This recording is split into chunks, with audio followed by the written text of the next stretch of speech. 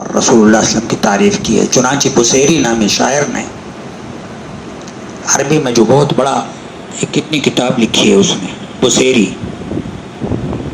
کہتے ہیں کو بالکل مفلوج تھا, سارا جسم مفلوج, لیکن شاعر تھا, زبردست شاعر تھا. رسول مقبول صلی اللہ علیہ وسلم کے مزار مبارک کے قریب آ کے لیٹا ہوا ہے اور اپنے تڑنگ میں آ کر کے اشعار پڑھ رہا ہے. مولا صلی وسلم, یہ لمبا چوڑا پڑھ لیا, رو رہا ہے, پڑھ رہا ہے, رو رہا ہے, پڑھ رہا ہے. کہتے ہیں کہ اس کو نیند آ گئی, سو گیا اور اس کو بشارت ہوئی کہ تم ٹھیک ہو جاؤ گے.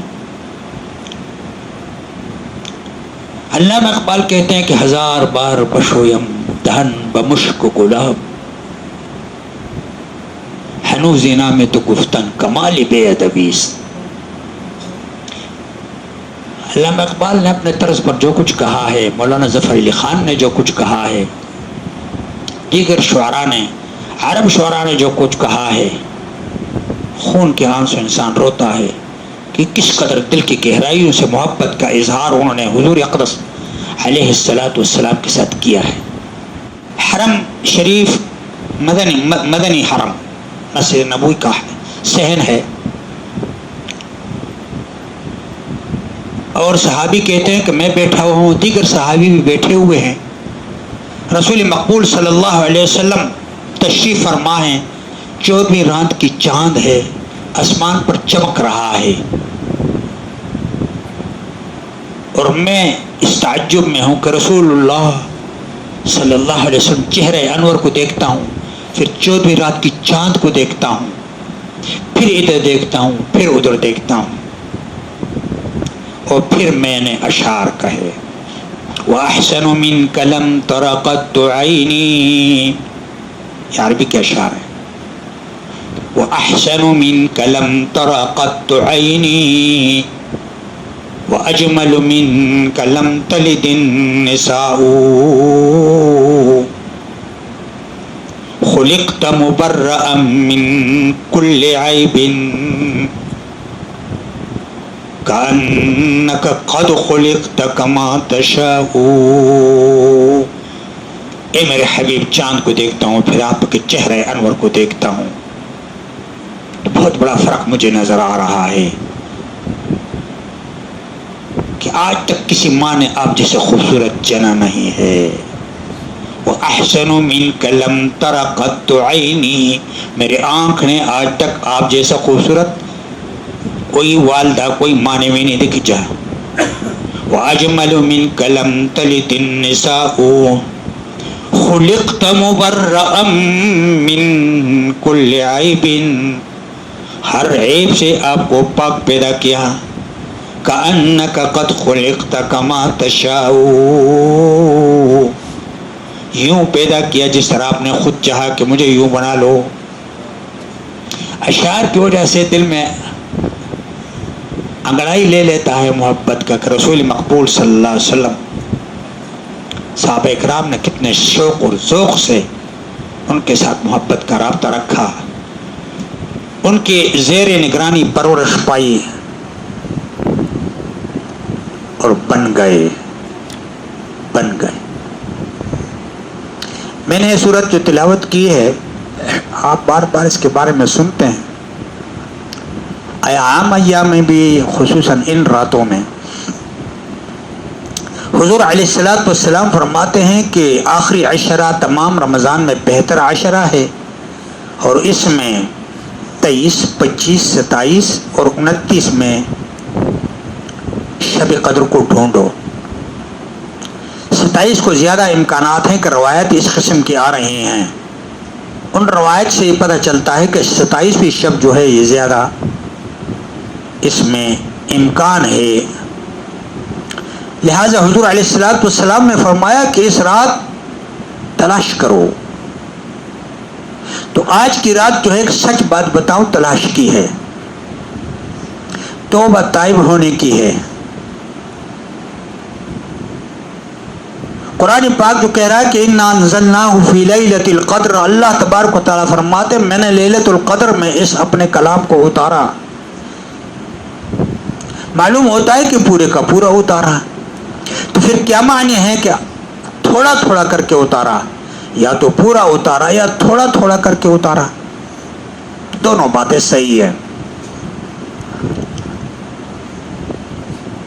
لوح محفوظ سے بیت المعمور جو اس آسمان پر ہے، کعبے کے بالکل مساوات میں اوپر ہے، پورے کا پورا اترا اسی رات لیلۃ القدر، جس کو لیلۃ القدر کے اسی رات اترا، اور تھوڑا تھوڑا کر کے رسول اللہ صلی اللہ علیہ وسلم کے حسب ضرورت اترا.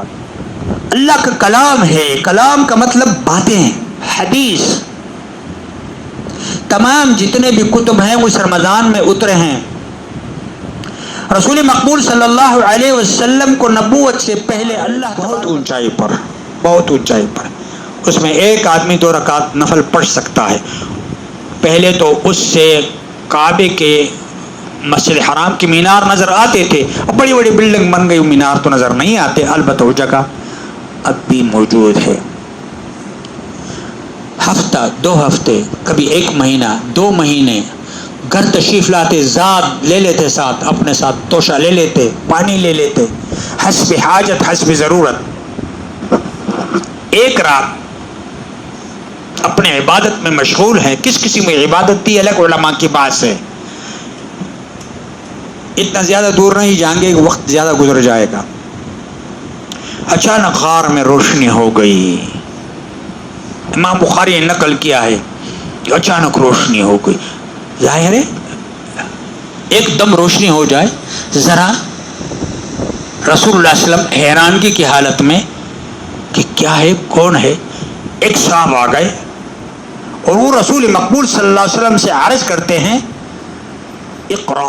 رسول مقبول صلی اللہ علیہ وسلم ما انا بقارئ، میں پڑھا ہوا نہیں ہوں.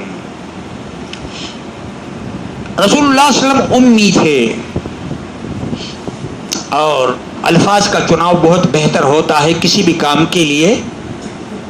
بعض لوگ اس کا ترجمہ کچھ ڈھنگے طریقے سے کرتے ہیں، غلط الفاظ استعمال کرتے ہیں. الفاظ کا چناؤ بہت ضروری ہوتا ہے. رسول اللہ صلی اللہ علیہ وسلم نے کسی سے دنیا میں پڑھا نہیں، لیکن پورے عالم سے زیادہ علم ان کے پاس تھا. یہ ہے امی کا مطلب. 1 دفعہ دبایا، 2 دفعہ دبایا، واقعی آپ کو معلوم ہے 3 دفعہ. پہلی آیتیں یہ اتری اقرأ بسم ربک الذی خلق خلق الانسان من علق اقرأ وربک الاکرم الذی علم بالقلم علم الانسان ما لم يعلم. یہ آیتیں اتری اور رسول اللہ بشری تقاضے کے مطابق کپ کپی تاری ہو گئی. کیا عجیب منظر، دبانا، پڑھ، روشنی ہونا، ایک عجیب صاحب کا آنا. اور حضرت خدیجۃ الکبریٰ رضی اللہ تعالیٰ عنہ کے پاس آئے اور تمام واقعہ بیان کیا. زملونی زملونی، مجھے کمبل اڑو. یہ ابتدائی واقعہ ہے قرآن کے نزول کا کہ تھوڑا سا اترا، پھر تھوڑا، پھر یہاں تک کہ 23 سال کا عرصہ گزر گیا. قرآن مکمل ہو گیا.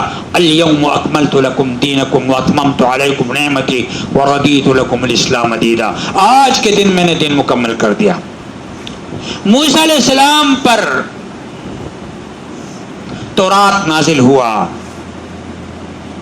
ایک ساتھ تختیوں کی شکل میں اس پر تورات لکھا ہوا تھا. بعض علماء لکھتے ہیں سونے کی تختیاں تھیں، بعض لکھتے کہ لکڑی کی تھیں، بعض جس قسم کی بھی تھیں. تاہم ایک ساتھ تورات اترا. 40 دن اعتکاف کے بعد ان کو یہ ملا، یہ کتاب کی شکل میں. عیسیٰ علیہ السلام پر عجیب ڈھنگ سے، عجیب طریقے سے اترا. عیسیٰ علیہ السلام کے بارے میں یہ ہے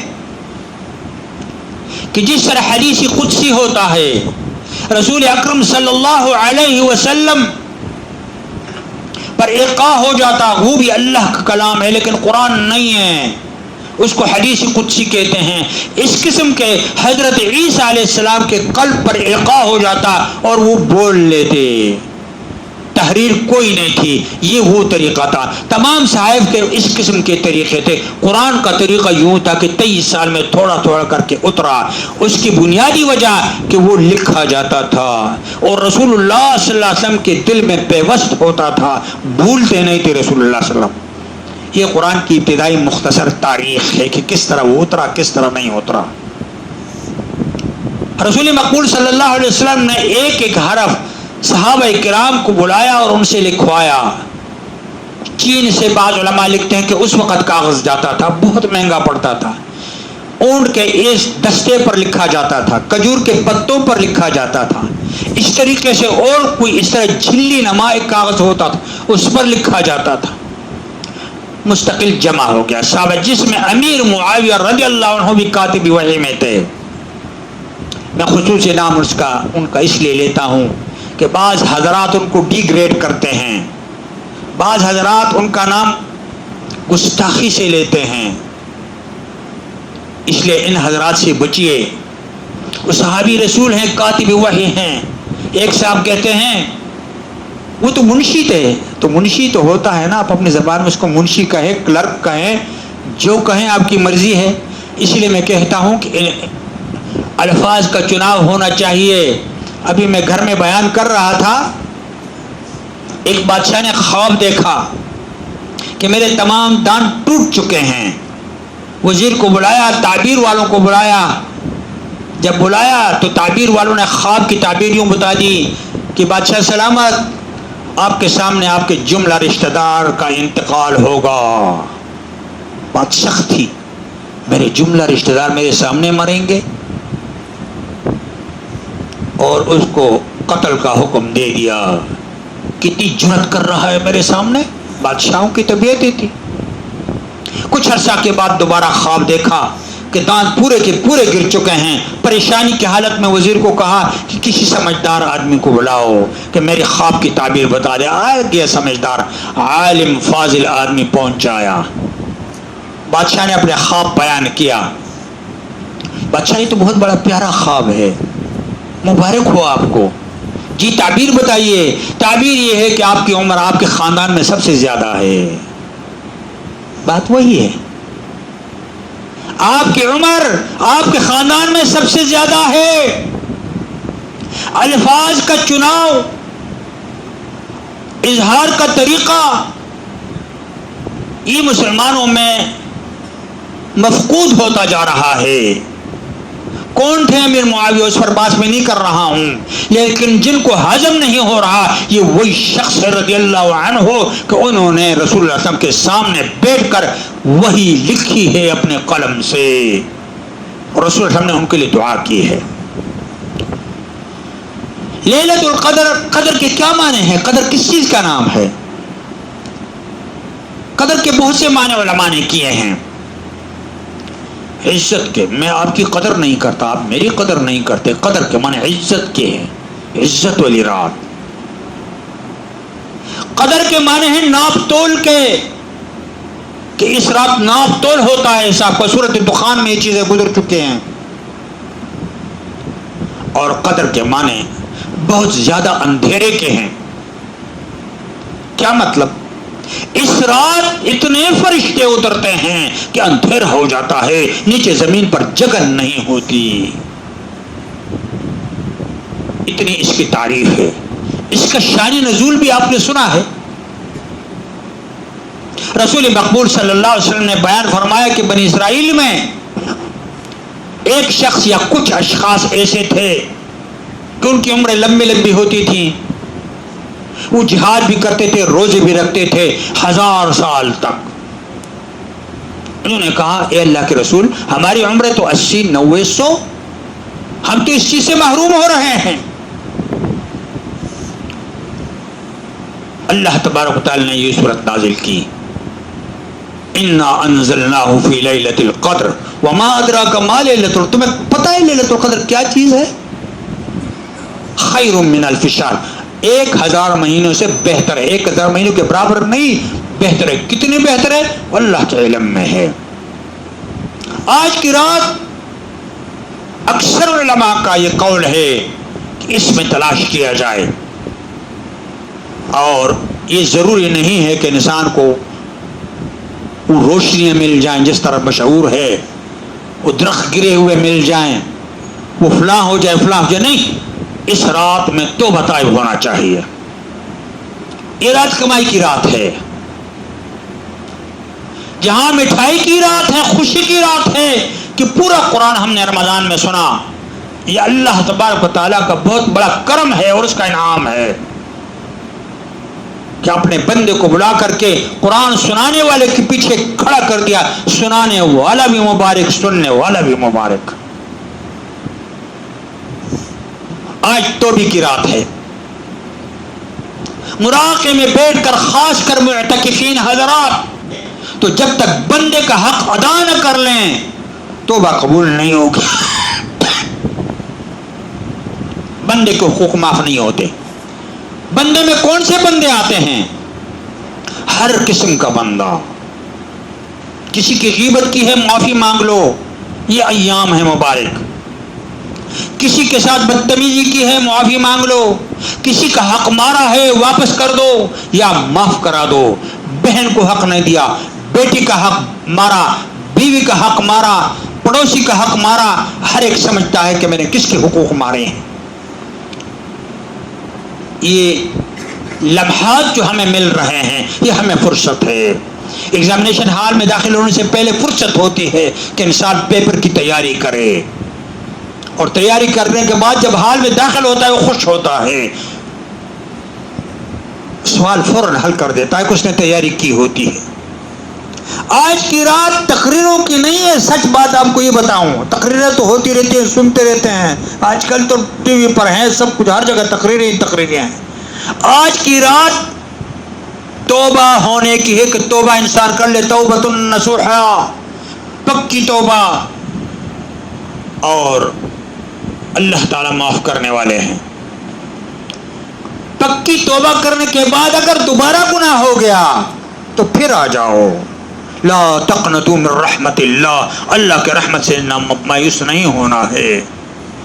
آپ دوبارہ گناہ ہو گیا، حضور علیہ الصلوۃ والسلام فرماتے ہیں بہترین گناہگار وہ ہے جو گناہ اس سے ہو جاتا ہے، بشری تقاضا ہے، پلٹ آتا ہے، واپس آتا ہے، پروردگار مجھے معاف کر دے، پھر گناہ ہوتا ہے، پھر آتا ہے، پھر گناہ ہوتا ہے، پھر آتا ہے۔ علماء نے اپنے تفسیروں میں لکھا ہے، مفسرین نے ذوالکفل آیت ہے اس کے ماتحت لکھا ہے، انہوں نے ایک واقعہ، ایک صاحب تھے بنی اسرائیل میں، اس کا نام کفل تھا، الکفل۔ وہ الکفل بہت زیادہ مالدار، غنڈہ، بدماش قسم کا آدمی تھا۔ محلے میں، شہر میں، ادھر ادھر سے غلط کاموں کے لیے عورتوں کو پیسے دے کر کے اپنے حجرے کمروں میں لے آتا اور جو مرضی اس کے ساتھ کرتا۔ مفسرین نے لکھا ہے کہ ایک دفعہ ایک زنانہ کو لے آیا اور اس کی چاہت سے زیادہ پیسے اس کو دے دیے، اور جب کمرے بند کر کے اس کے قریب چلا گیا تو وہ رونے لگی کہ کیوں؟ کہتے میں لفنگی نہیں ہوں، میں بدماش اور غنڈہ نہیں ہوں، میرے شریف خاندان ہے، میرے بھائی بھی شریف ہیں، میرے ابو بھی شریف ہیں، میں بھی شریف ہوں، تو پھر کیا ہے؟ مجبوریاں ہیں، میں اللہ کے خوف سے روتی ہوں۔ یہ ایک دم پیچھے ہٹ گیا، تو ایک عورت ہو کر کے اللہ کے خوف سے روتی ہے، میں مرد ہو کر اللہ سے نہ ڈروں؟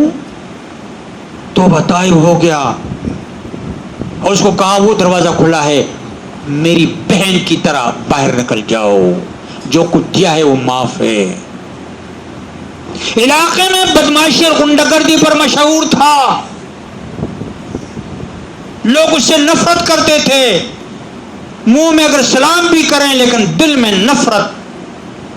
اللہ کی شان کو دیکھیے، اپنے گھر جب چلا گیا وہاں رات کو انتقال ہو گیا اس کا، کسی کو معلوم نہیں ہے، اللہ تبارک و تعالیٰ نے اس کو بخش دیا تھا، لیکن قوم کو کیسے معلوم ہوگا، اس کا جنازہ کیسے ہو؟ دروازے پر لکھا گیا فرشتوں کے ذریعے کہ لقد غفر اللہ للکفل، اللہ نے کفل کو بخش دیا ہے۔ توبہ ایسی چیز ہے، یہ اس لیے کہ قوم کو پتہ چل جائے کہ یہ وہ کفل نہیں ہے جو کل سے پہلے تھا، اب کل کے بعد موت کے بعد دوسرا کفل بن گیا ہے کہ اس نے رجوع کیا میری طرف، جب میری طرف رجوع کیا تو میں نے اس کو بخش دے، تمام گناہ معاف ہو گئے۔ جوانی کے جوش میں غلط کاری کی، عادت کے مطابق کی، پڑوسی کو تنگ کیا، راہگیر کو تنگ کیا، بزرگ کو تنگ کیا، علماء کو تنگ کیا، حقوق ادا نہیں کیے، آ جائیے، واپس آ جائیے۔ یا ایھا الانسان، اللہ تعالیٰ تمام انسانوں کو کہتا ہے ما غرک بربک الکریم، کہاں جا رہے ہو، کدھر جا رہے ہو، کس چیز نے تمہیں رب کریم سے دھوکے میں ڈالا ہے؟ کوئی اور جگہ ہے؟ ہمارے مولانا احتشام الحق تھانوی رحمہ اللہ نے ایک واقعہ بیان کیا اور اس کے بعد دعا کر لیتے ہیں انشاءاللہ تعالی۔ وہ کہتے ہیں کہ ایک بہت بڑے استاذ تھے، پیر تھے، بہت بڑے عالم تھے، بہت شاگرد ان کے، اپنی عبادت میں مشغول ہوتے، طلباء کو پڑھاتے، ارشاد فرماتے، مریدوں کو تربیت کرتے۔ اچانک ایک دن آواز آئی، ہو فلاں تمہاری کوئی عبادت قبول نہیں ہے۔ اس طرح اس کو سن لیا، اس سے نکال دیا جس طرح اس نے سنا ہی نہیں ہے۔ تمام مریدوں نے، شاگردوں نے بھی یہ آواز سن لی۔ اگلے دن پھر اور تیسرے دن پھر جب یہ آواز ہوئی تو مریدین میں سے ایک آیا کہ حضرت یہ جو آواز آ رہی ہے آپ سن رہے ہیں؟ یہاں سن رہا ہوں۔ تو پھر بھی آپ لگے ہوئے ہیں؟ اسے کہا میری عبادت میں قصر ہے، قصور ہے، میں توبہ طائب ہو گیا ہوں، لیکن میں آپ سے پوچھتا ہوں کہاں جاؤں؟ کوئی اور در ہے تو مجھے بتا دو، کوئی اور در ہے تو مجھے بتا دو، میں وہاں چلا جاتا ہوں، یہاں پر پڑھ رہوں گا۔ اللہ اکبر، اللہ اکبر، اللہ تعالیٰ مجھے معاف کریں گے، میرے جو عبادت ہے وہ ڈھنگ کی عبادت تو نہیں ہے نا، طریقے کی عبادت تو نہیں ہے، لہذا اس سے بھی میں معافی چاہتا ہوں۔ اس لیے کہتے ہیں علماء کہ ہر نماز کے بعد 3 دفعہ کم از کم استغفر اللہ، استغفر اللہ، استغفر اللہ، کہ ہمارے دکانوں کے حساب کتاب اگر ٹھیک ہوتے ہیں تو نماز میں ٹھیک ہوتے ہیں۔ تو نماز کیسی رہی ہے ہماری؟ استغفار کی مستحق ہے کہ نہیں ہے؟ اگلے دن کہتے ہیں کہ آواز آئی کہ تمہاری توبہ قبول ہوئی اور انشاءاللہ آئندہ تم جو ہے بہتر عبادت کرو گے۔ میرے بزرگوں، عزیزوں، یہ بہترین راتیں ہیں جو گزر گئیں، اور آج کی رات بہت قیمتی رات ہے، اس کو ضائع نہ کرو، اس کو ضائع نہ کرو۔ مسجد میں اگر آپ لوگ نوافل پڑھنا چاہتے ہیں تو جماعت کے ساتھ نوافل نہیں پڑھے جا سکتے، نوافل کی جگہ گھر ہوتی ہے، گھر میں نوافل پڑھیں، دعائیں مانگیں اور زیادہ تر قرآن پاک کی تلاوت کریں اور اپنے گناہوں کی معافی مانگیں، اور لسٹ بنا لیں کہ میرے کون کون سے گناہ ہیں، میں نے کس کا حق مارا ہے، میں نے کس کی غیبت کی ہے، میں نے کس کی کوئی چیز چرائی ہے، میں نے کس کا تمام، اور اس کے بعد اپنے نفس کو جو متکبر اور مغرور ہے اس کو پاؤں کے نیچے کچل دیں اور جائیں اور معافی مانگیں۔ یہ وہ رات ہے، اس رات کی منزلت اور قدر و قیمت اس لیے زیادہ ہے۔